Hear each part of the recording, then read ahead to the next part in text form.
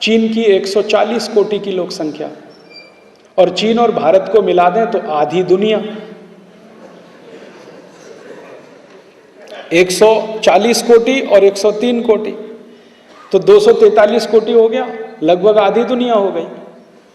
और फिर हमारे पड़ोसी देशों को देखें, इंडोनेशिया 18 कोटि का देश, पाकिस्तान 14 कोटि का देश, 18 कोटि के यूरोप में कोई देश नहीं है। मैंने आपसे कहा ना, यूरोप का सबसे बड़ा देश है जो ब्रिटेन और फ्रांस और जर्मनी 6-6, 7-7 कोटि से नीचे के हैं, लेकिन एक ही देश है 18 कोटि का, इंडोनेशिया, फिर मलेशिया, फिर फिलीपींस, फिर थाईलैंड, फिर ये सब देश। तो ये सब जो एशिया के देश हैं, अगर एशिया को इकट्ठा कर लिया जाए तो ये दुनिया का, एशिया और अफ्रीका, अफ्रीका के देश देखो, नाइजीरिया 19 कोटि का देश, सूडान, लीबिया 12-13 कोटि के देश, और नीचे आ जाइए साउथ अफ्रीका 11 कोटि का देश। तो ये अफ्रीका और एशिया के देशों को अगर इकट्ठा कर दिया जाए तो 3/4 दुनिया तो यही है। और यही 3/4 दुनिया के बाजारों में यूरोप और अमेरिका का माल ज्यादा से ज्यादा बिकना चाहिए। ये इसके ऊपर टैरिफ बैरियर ना लगाएं, क्वांटिटेटिव रिस्ट्रिक्शन ना लगाएं, ये 1986 में यूरोप और अमेरिका की सरकारों ने आपस में बैठ के तय किया कि हम कुछ ऐसा कदम उठाएं ताकि हमारे माल पर कोई रोक टोक ना लगे, इन देशों में आसानी से जाए। तो इसके लिए इन्होंने बोलना शुरू किया कि गैट के नियम चेंज करो, गैट के कानून चेंज करो, नियम चेंज करो, पुराने हो गए हैं, 30 साल पुराने हो गए, 35 साल पुराने हो गए, 40 साल पुराने हो गए। नियम कभी बने थे? 1948 में, और बात शुरू हो गई 1986 में। तो इन्होंने बोलना शुरू किया बहुत पुराने हो गए, बदल करो बदल करो बदल करो। तो गैट में आपस में मिलके एक तय कर लिया कि हम अब पुराने नियम बदलेंगे। तो पुराने नियम बदलेंगे तो नए नियम बनेंगे, तो नए नियम बनाने के लिए एक समिति बनाओ।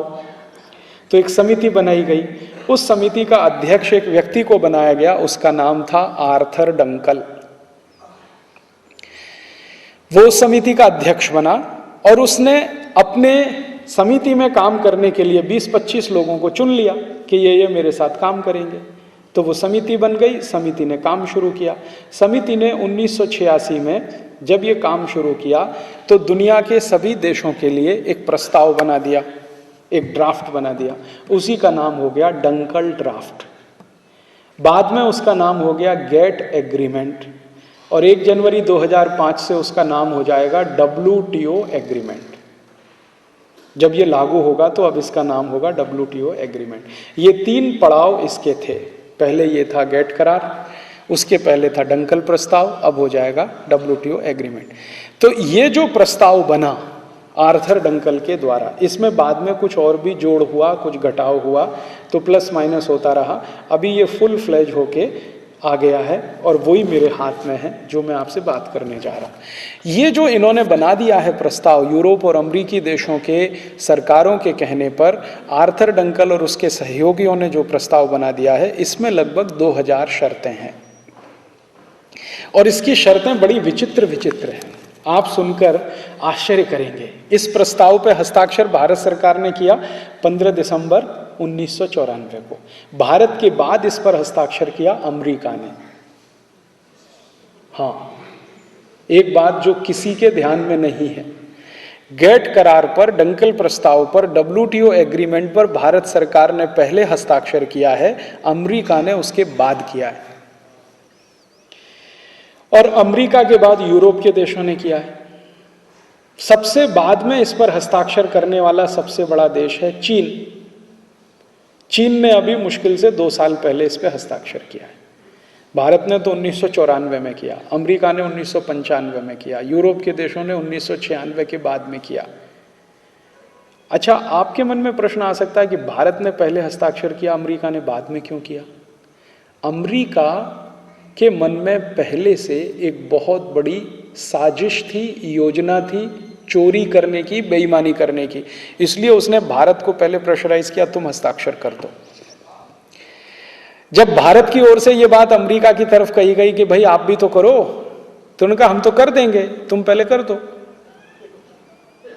हाँ, हम तो कर देंगे। और भारत की सरकार इसमें फंस कैसे गई हस्ताक्षर पहले करने में?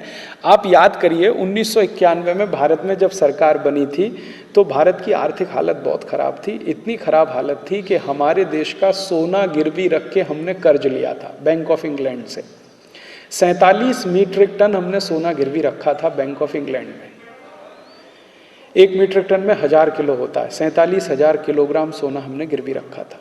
1 किलो सोना लगभग इस समय 7 लाख रुपए के आसपास है। आप कल्पना कर सकते हैं हमने कितना देश का धन गिरवी रखा था। हालत बहुत खराब थी, हमने कर्जा लिया था, सोना गिरवी रखा था। उसी समय अमेरिकी और यूरोपियन देशों को मौका मिल गया। मौका क्या मिल गया? हमने इन देशों की तरफ भी हाथ फैलाया था कर्जे के लिए।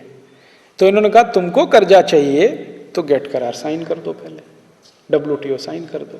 तो भारत सरकार को कर्जे के लालच में फंसाकर इन्होंने ये हस्ताक्षर पहले करा लिया। अच्छा, मजे की बात क्या हुई, एक और इंटरेस्टिंग बात जो शायद आप नहीं जानते, जैसे ही भारत ने हस्ताक्षर किया दुनिया के 77 देशों ने अगले ही दिन हस्ताक्षर कर दिया। हाँ, 77 देशों ने अगले ही दिन कर दिया। भारत ने 15 दिसंबर को किया 1994, 16 दिसंबर 1994 को दुनिया के 77 देशों ने हस्ताक्षर किया। ये देश कौन थे? Indonesia, Malaysia, Philippine, Sri Lanka, Bangladesh, Pakistan, Nigeria, Kenya, Somalia, Ethiopia, south Africa, ये सब देशों ने किया। जब इन देशों से ये पूछा गया कि तुमने हस्ताक्षर क्यों किया, तो उन्होंने कहा जी भारत ने किया तो हमने कर दिया। हाँ, बिल्कुल स्पष्ट उनका यही कहना था, जी भारत ने किया तो हमने कर दिया।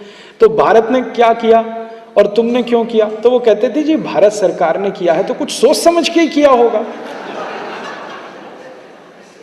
हमको इसमें सोचने की भी फुर्सत नहीं है, जरूरत भी नहीं है।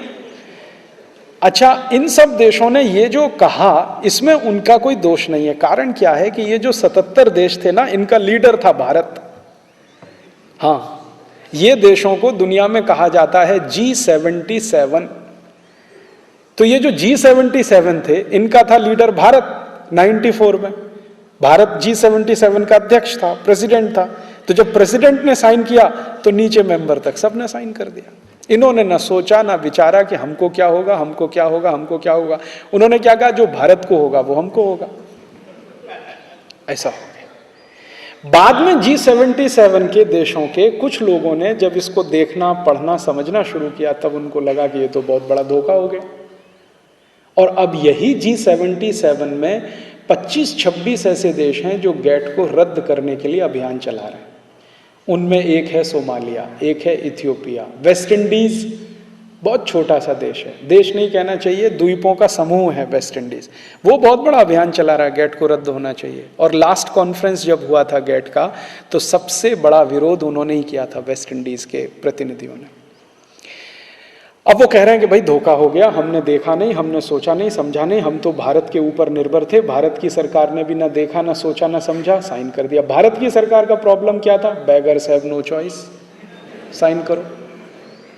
हमको कर्ज लेना है तो कर्ज की शर्त लगा दी उन्होंने, शर्त लगा दी तो ये साइन कर लिया। अब जब भारत ने हस्ताक्षर कर दिया उसके बाद अमेरिका ने हस्ताक्षर किया, क्यों वो आपको मैं बताता। अमेरिका ने क्या किया कि जैसे ही हस्ताक्षर हुआ उसके तुरंत बाद अमेरिका ने अपना संविधान में परिवर्तन कर लिया। अमेरिकन कॉन्स्टिट्यूशन में उन्होंने चेंज किया और ये चेंज किया बिल क्लिंटन ने। बिल क्लिंटन के समय में, बिल क्लिंटन ने नहीं, अमेरिका की संसद ने चेंज, उन्होंने परिवर्तन क्या किया, अमेरिकी संविधान में एक प्रावधान डाल दिया जो पहले नहीं था। 1994 के पहले वो नहीं था। 1994 में उन्होंने एक प्रावधान डाल दिया कि आज के बाद, माने जिस दिन अमेरिका के संविधान में ये संशोधन हो रहा है, आज के बाद अमेरिका की संसद का बनाया हुआ कोई भी कानून दुनिया की सभी अंतर्राष्ट्रीय संधियों के ऊपर होगा। इसको अंग्रेजी में उन्होंने कहा, always American law will prevail, always American constitution will prevail, always American parliament will be the supreme. अर्थात अमेरिकी संसद अगर कोई कानून बनाती है और गेट करार से वो मेल नहीं खाता है, गेट करार और अमेरिकी संसद के कानून में झगड़ा होता है, तो गेट करार का कानून बदल होगा, अमेरिकी कानून बदल नहीं होगा। ये इसका मतलब है। ये उन्होंने परिवर्तन किया।